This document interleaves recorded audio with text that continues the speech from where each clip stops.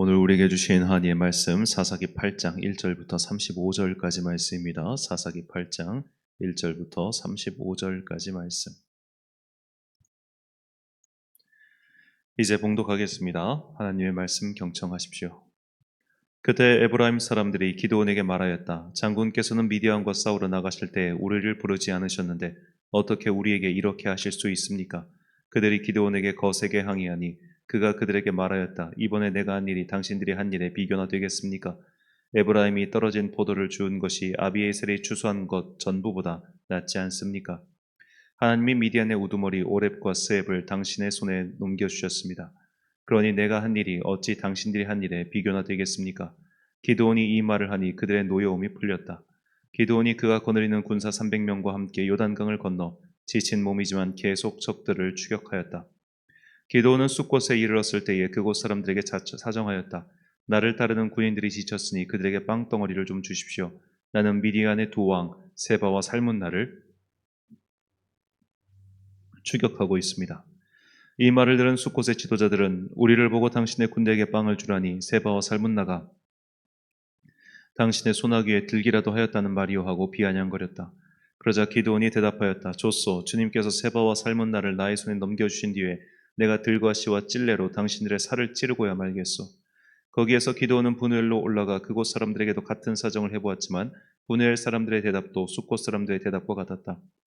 그래서 그는 분우엘 사람들에게도 내가 안전하게 성한 몸으로 돌아온 날 이 망대를 헐어버리고 말겠소 하고 말하였다. 그때 세바와 살문나는 겨우 15,000명의 군대를 데리고 갈골에 진을 치고 있었다. 이들은 모두 사막 부족의 군대 가운데서 살아남은 자들인데 이미 칼 쓰는 군인 12만 명이 전사하였다. 기드온은 장막에 사는 사람들이 다니는 길을 따라 동쪽으로 노바와 욕부하까지 올라가서 방심하고 있던 적군을 기습하였다. 미디안의 두 왕 세바와 살문나가 또 도망치니 기드온이 그들을 추격하여 세바와 살문나를 사로잡고 온 군대를 전멸시켰다. 요아스의 아들 기드온이 헤레스 비탈길에서 전쟁을 마치고 오다가 숫곳 사람 젊은이 한 명을 포로로 잡아서 캐물으니 그 젊은이가 77명이나 되는 숫곳의 지도자들과 장로들의 명단을 적어주었다. 기드온은 숫곳에 이르러 그곳 사람들에게 말하였다. 여기 세바와 살문나가 있다. 너희는 나에게 우리를 보고 당신의 지친 군대에게 빵을 주라니 세바와 살문나가 당신의 소나기에 들기라도 하였다는 말이오 하면서 나를 조롱하였다. 기드온은 그 성읍의 장로들을 체포한 다음에 들가시와 찔레를 가져다가 숫곳 사람들을 응징하였다. 그리고 그는 분우엘의 망대도 헐고 그 성읍 사람들을 죽였다. 그런 다음에 그는 세바와 살문나에게 물었다. 너희가 다볼에서 죽인 사람들은 어떻게 생겼더냐? 그들이 대답하였다. 그들은 당신처럼 하나하나가 왕자와 같았습니다. 기드온이 말하였다. 그들은 나의 어머니에게서 난 형제들이다. 주님의 살아계심을 두고 맹세하지만 너희가 그들을 살려주기만 하였더라도 내가 너희를 죽이지는 않을 것이다. 기드온은 맏아들 예델에게 어서 그들을 죽이라고 명하였다. 그러나 그는 아직 어리고 두려워서 칼을 뽑지 못하였다. 그러자 세바와 살문나가 기드온에게 말하였다. 사내 대장부답게 내가 직접 우리를 쳐라. 기드온이 일어나 세바와 살문나를 쳐서 죽이고 그들이 타던 낙타의 목에서 초승달 모양의 장식을 떼어 가졌다. 그 뒤에 이스라엘 사람들이 기드온에게 말하였다. 장군께서 우리를 미디안의 손에서 구하여 주셨으니 장군께서 우리를 다스리시고 대를 이어 아들과 손자가 우리를 다스리게 하여 주십시오. 그러나 기드온은 그들에게 말하였다. 나는 여러분을 다스리지 않을 것입니다. 나의 아들도 여러분을 다스리지 않을 것입니다. 오직 주님께서 여러분을 다스리실 것입니다. 기드온은 말을 계속하였다. 여러분에게 한 가지 청이 있습니다. 각 사람이 얻은 전리품 가운데서 귀고리 하나씩을 나에게 주십시오. 미디안 군은 이스라엘 사람들이므로 모두 금 귀고리를 달고 있었다. 그들은 기꺼이 드리겠습니다 하고 말하면서 겉옷을 펴고 저마다 전리품 가운데서 귀고리 하나씩을 거기에 던졌다. 그의 요청으로 들어온 금 귀고리의 무게가 금 1700세겔이나 되었다. 그 밖에도 초승달 모양의 장식품과 폐물들, 미디안 왕들이 입었던 자주색 옷과 낙타목에 들렀던 사슬이 있었다. 기드온은 이것들을 가지고 에봇 하나를 만들어 자기가 사는 오브라 성읍에 두었다.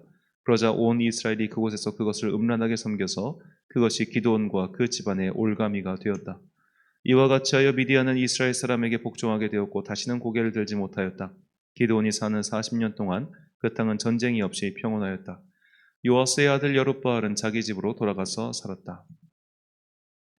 그런데 기드온은 아내가 많아 친아들이 70명이나 되었다. 또 세겜에 있는 첩과의 사이에서 아들이 하나 태어났는데 그 아들에게는 아비멜렉이라는 이름을 지어주었다.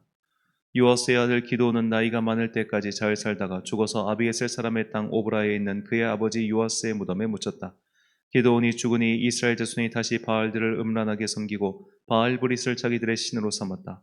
이스라엘 자손은 주위의 모든 적으로부터 자기들을 건져내신 주 하나님을 기억하지 않았다. 또 여룻바알이라고 하는 기드온이 이스라엘에게 선을 베풀었지만 아무도 그 가족에게 은혜를 갚지 않았다. 아멘. 영의 안목을 키우라라는 제목으로 하나님의 말씀 선포하겠습니다.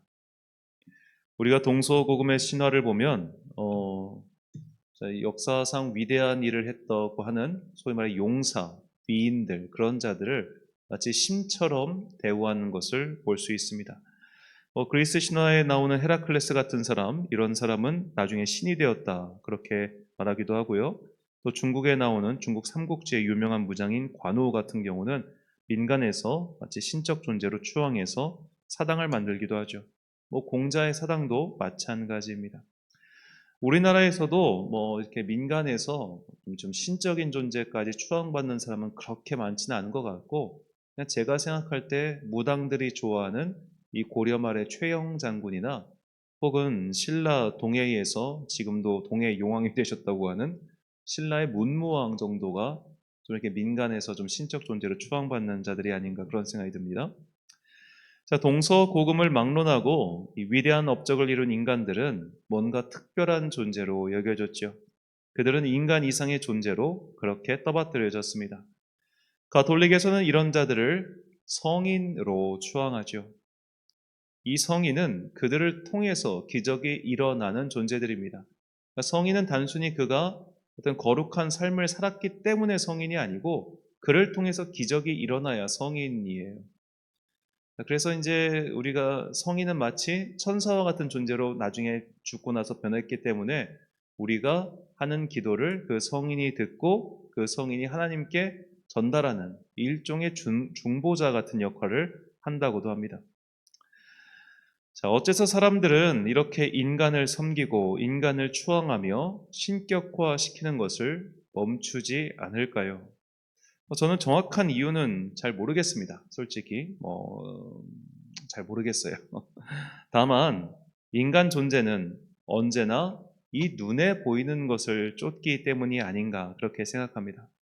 오늘날 그 소위 말해 연예인들, 다른 말로 셀럽들이 이 대중들의 선호를 받는 것도 또 위대한 인물들이 거의 신적 존재로까지 막 추앙을 받는 것도, 예를 들어 그 스티븐 잡스 같은 그 유명한 경영인은 거의 추종자로부터는 저 사람은 그냥 반인 반신인가? 랄 정도로 추종을 받고 있죠. 자, 이런 것은 결국 다 눈앞에 보이는 것을 쫓고자 하는 인간의 습성 때문이라는 생각을 해봅니다. 하나님은 눈에 보이지 않으니까 대충 섬기고 내가 선망하는 인간들은 눈에 확실히 보이니 그렇게 쫓을 수 있는 것이죠. 오늘 본문에는 내 눈에 무엇이 보이느냐에 따라 행동이 달라진 사람들의 이야기가 나옵니다. 자, 첫 번째는 기드온을 찾아온 에브라임 사람들입니다. 자, 에브라임 지파 사람들에게는 자긍심이 있었어요. 그 자긍심이 무엇이었냐면은 우리가 이스라엘 12지파 중에 가장 장자 지파다. 왜 장자인가? 요셉이 장자니까. 그들이 생각할 때 야곱의 장자권은 요셉이 계승하였고, 그리고 요셉이 가지고 있던 그 장자권은 요셉의 차남이었던 우리 에브라임이 가지고 있다 이거예요. 다시 말씀드리겠지만 이 이스라엘 사사 중에 에브라임 지파 출신은 한 명도 없습니다. 에브라임 지파 출신의 유명한 지도자는 여호수아 한 명이죠. 그러니까 여호수아 때까지는 자기들이 의스되고 좋았단 말이에요. 근데 사사 시대가 시작되면서 사실 이들은 한 번도 주도적인 일을 한 적도 없고 그렇다고 위대한 일을 한 적도 없어요. 단지 좀 숫자가 많고 힘이 세니까 여기저기 시비나 걸고 다니는 한마디로 무레배였단 말이에요. 그런데 오늘 본문의 주인공인 기드온은 므낫세 지파 출신입니다. 자, 므낫세 지파는 원래 요셉의 장남이지만 이 야곱이 축복을 할 때 반대로 이게 축복을 함으로써 므낫세가 차남과 같은 둘째와 같은 그런 축복을 받았죠. 그러니까 에브라임 지파에게는 므낫세 지파는 매우 가까운 형제 지파이지만 그래도 내가 너희보다 위에 있어라고 하는 그런 인식이 있었단 말입니다.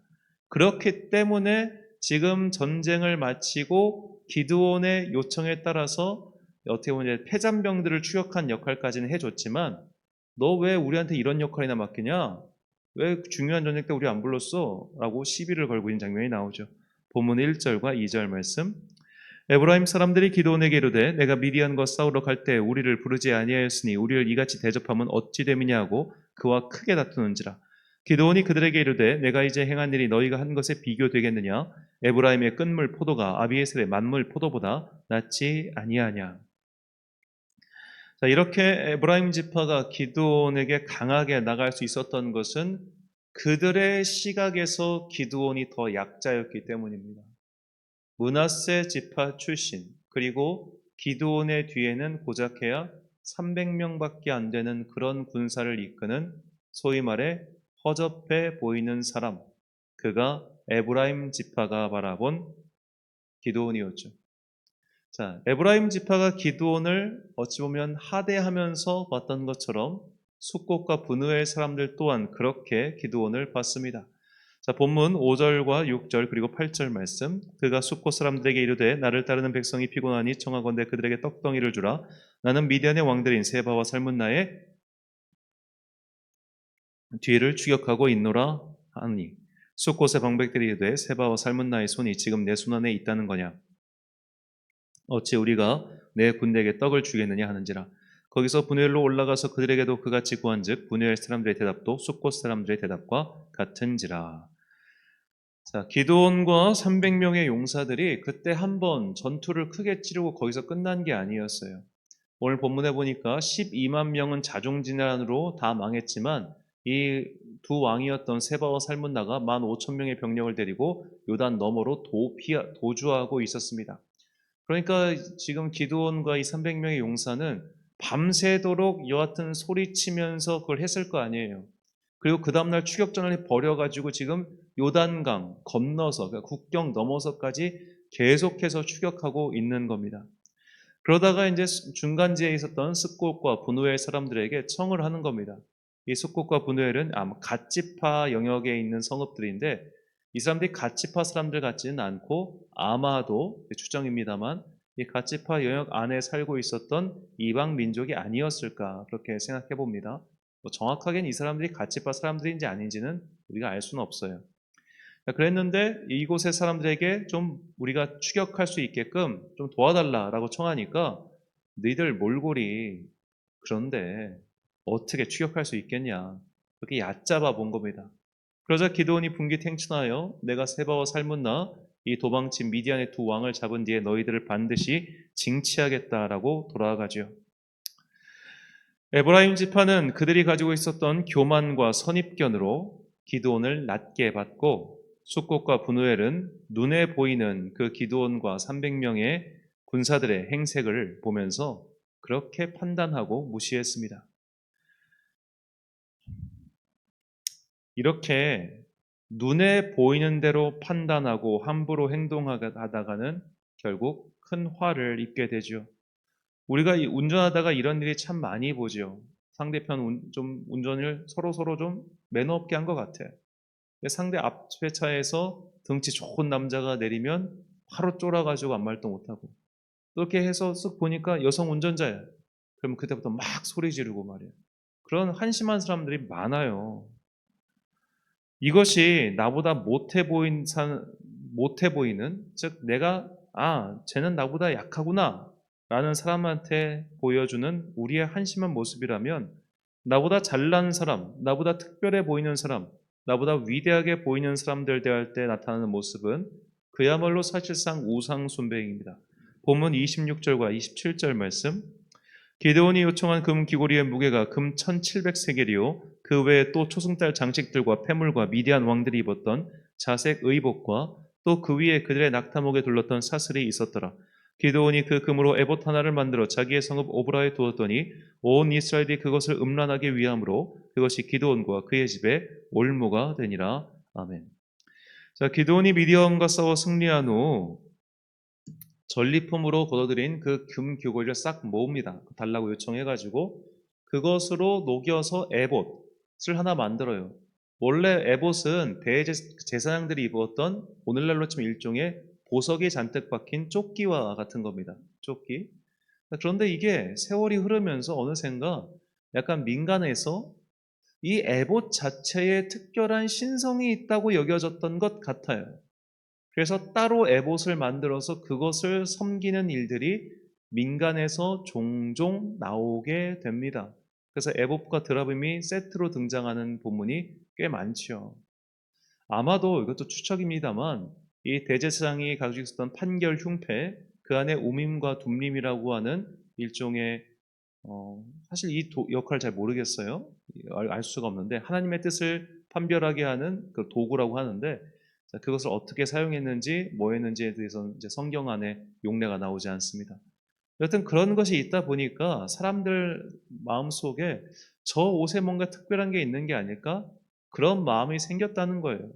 그러다 보니까 에봇을 자체를 숭배하는 문화가 이스라엘 민족 안에 조금씩 있었는데, 기드온이 이 전리품을 녹여가지고 금으로 된 에봇을 만든 이후로부터 사람들이 그 금 에봇을 특별한 신성을 가진 것으로 착각하고 그것을 섬기기 시작했다는 겁니다. 그러니까 기드온 입장에서는 본의 아니게 자기 손으로 우상 숭배할 수 있는 계기를 만들어 놓은 거와 진배 없게 된 것이죠.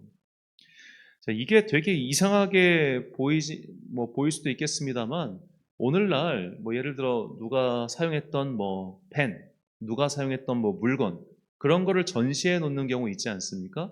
그것과 똑같다고 생각하시면 돼요. 기드온이라고 하는 굉장히 위대한 업적을 이룬 사람이 만들어 놓은 이것은 뭔가 특별한 게 있을 것 같아라는 마음이 대중들에게 퍼진 것이죠. 자, 이때가 기원전 16세기경 고대인이 당연하다면 당연할 수 있지 않겠습니까? 이 마르틴 루터의 일대기를 보면 마르틴 루터가 마지막에 죽을 때 그가 누워 있었던 침대가 있어요. 그런데 그 마을 사람들 사이에 소문이 퍼진 거예요. 저 루터가 마지막으로 누웠던 침대의 나무, 그 침대에 그 기둥 같은 거, 그런 거를 빻아다가 먹으면 어떤 병도 낫는다는 소문이 퍼진 거예요. 그래서 그때부터 그 침대를 누군가 조금씩 뜯어가기 시작해. 그래서 그 침대 나무를 이렇게 빻아가지고 물에 타서 마시면 병이 낫는다고 하니까 루터에게 직접 가르침을 받은 성도들조차 그런 미신에 빠지는 게 오늘날엔 없겠습니까? 괜히 이재록 같은 사람이 손수건이다, 물이다, 이런 거 파는 게 괜한 게 아니에요. 현대인들도 얼마든지 이런 거에 빠질 수 있다는 거예요. 왜 그렇습니까? 자기 욕망이 투영된 겁니다. 위대한 사람을 섬기고 싶어 하는 마음, 위대한 사람이 사용한 무엇을 나도 좀 갖고 싶어 하는 그런 마음, 요즘 콜렉터의 마음이 다 그런 거 아니겠습니까? 결국 눈에 보이는 대로 판단하고 눈에 보이는 것을 쫓아가면 현실 세계든 영적 세계든 이런 일들이 일어납니다. 내 욕망이 이끄는 대로 사물을 판단하는 것이죠. 내 마음이 저 사람을 얕잡아 보니까, 내 마음이 그를 얕잡아 보니까 내 눈에 그가 하찮게 보입니다. 내가 성공하고 싶으니까 성공한 사람의 뒷걸음을 쫓아가게 되고, 내가 사람들의 추앙을 받고 싶어 하니 연예인 같은 이들을 나도 오히려 추앙하는 것이죠. 나중에는 이런 마음이 물건에까지 미치게 되는 겁니다. 그가 사용했던 물건, 그가 사용했던 성경. 오늘도 안타까운 사람들이 좀 있습니다. 목사님이 돌아가셨는데 후임 목회자를 뽑지 않아요. 그리고 계속 돌아가신 목사님의 설교를 들으며 교인들이 모여서 예배드리는 겁니다. 그게 뭐 하는 짓입니까? 그런 교회 은근히 있습니다. 돌아가신 목사님 설교 틀어놓고 예배드리는 교회. 이런 것은 다 일종의 우상숭배와 진배 없습니다. 이런 우상숭배가 있는 것은 결국 내 마음에 달린 문제라는 거예요. 내가 그를 하찮게 보면 그가 하찮은 존재로 보이고, 내가 돈을 사랑하고 성공을 사랑하고 욕망을 따라가고 싶은 마음이 있을 때 우리는 성공한 사람들을 우상화시켜서 그들의 뒤를 쫓아가게 된다는 겁니다. 우리는 내가 보는 것 그대로 판단할 수 있는 객관적인 존재가 아닙니다.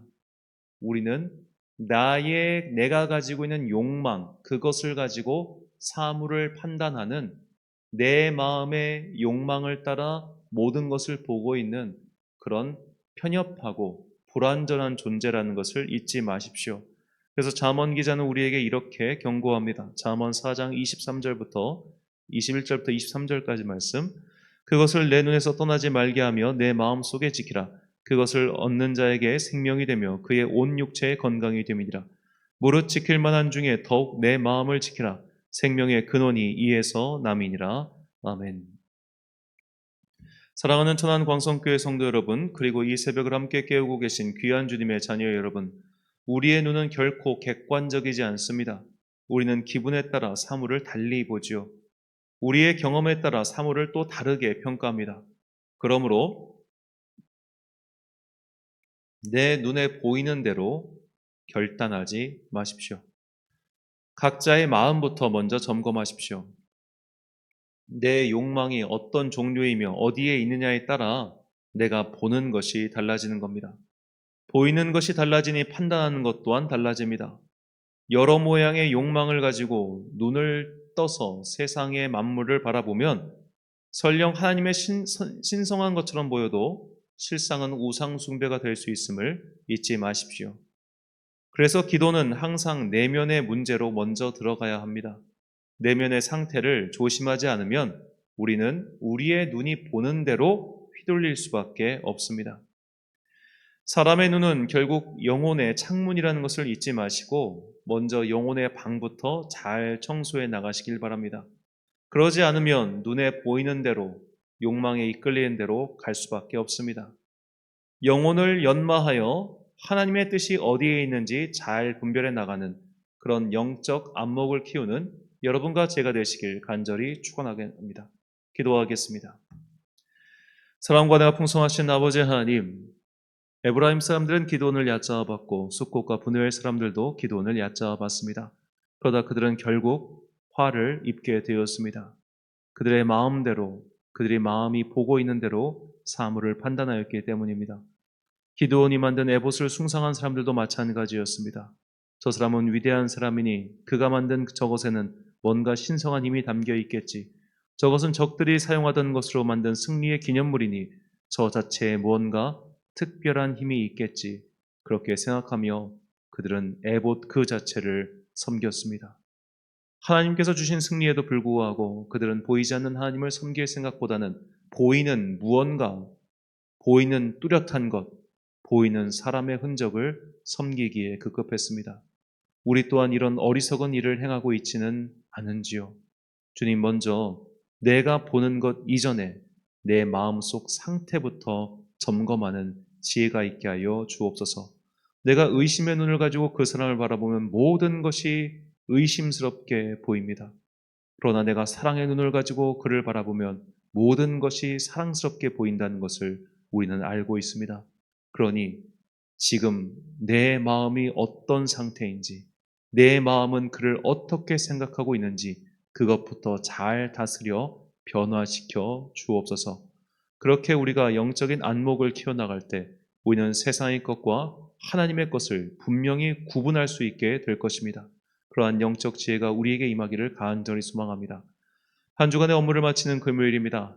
한 주간 동안 열심히 살아온 당신의 자녀들에게 복과 은혜 내려주시고 또 오늘 저녁 함께 모여 기도할 때에 주님의 크신 성령의 은혜가 우리 가운데 넘쳐 흐르게 하여 주옵소서. 이 모든 말씀 오늘도 우리의 삶을 복을 내려주시고 인도하시는 거룩하신 예수 그리스도의 이름으로 기도드립니다. 아멘. 오늘의 기도 제목입니다. 내 영혼의 똥아리를 틀고 있는 욕망은 어떤 모습입니까? 우리의 마음 상태에 따라 사물이 달리 보인다는 것을 잊지 마시고 먼저 영혼의 방부터 청결하게 만들 수 있도록 기도하시기 바랍니다. 오늘 주신 기도의 제목 가지고 기도와 묵상에 힘쓰는 하루 되십시오. 기도하겠습니다.